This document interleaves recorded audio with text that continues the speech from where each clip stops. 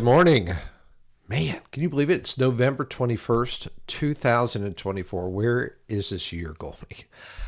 Well, anyway, today we're in 1 Samuel chapter 2, verses 13 and 14. And so let's take a look at these verses. It says, the custom of the priests with the people was that when any man offered a sacrifice, the priest's servant would come, and while the meat was boiling, with a three-pronged fork in his hand, and he would thrust it into the pan or kettle or cauldron or pot. All that the fork brought up, the priest would take for himself. And this is what they did at Shiloh to all the Israelites who came there. Okay, in these verses, we see a detailed account of the corrupt practices that were employed by Eli's sons as they carried out their priestly duties. The custom of taking a portion of the sacrifices made by the people was not necessarily inherently wrong, but God had established provisions for the priests to be supported through the offerings. However, Eli's sons twisted this practice to satisfy their own greed, demanding the best portions of the sacrifices before they were properly offered to God. And this, my friend, reflects a gross misunderstanding of their roles as servants of the Lord and exemplifies the exploitation of God's people for personal gain.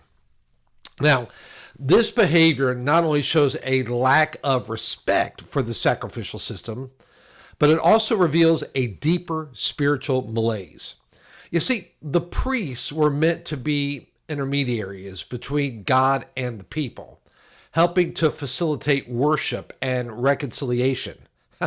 However, instead, Eli's sons were using their position to be a benefit to themselves, which ultimately damaged the relationship between the people and God.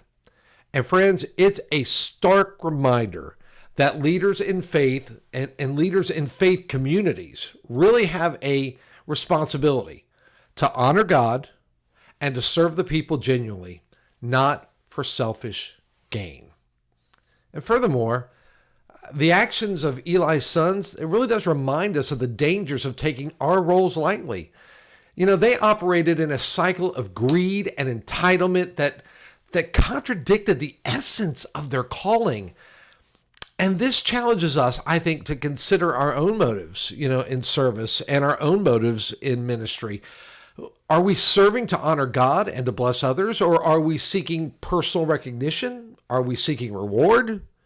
You see, God desires our hearts to be aligned with His prompting to serve with integrity and a genuine desire to serve for His glory. So today, if you would, reflect on your own motives for serving in your church or serving in your community.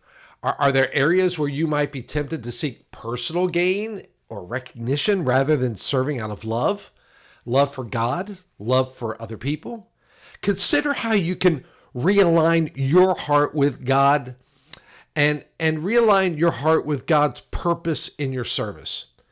And then finally, I would say additionally pray for those who are in leadership roles, asking God to give them a heart that desires to serve faithfully and to serve Him humbly, to seek to be a model of integrity in your own actions, ensuring that your service reflects the character of Christ. Anyway, I hope you have a blessed day.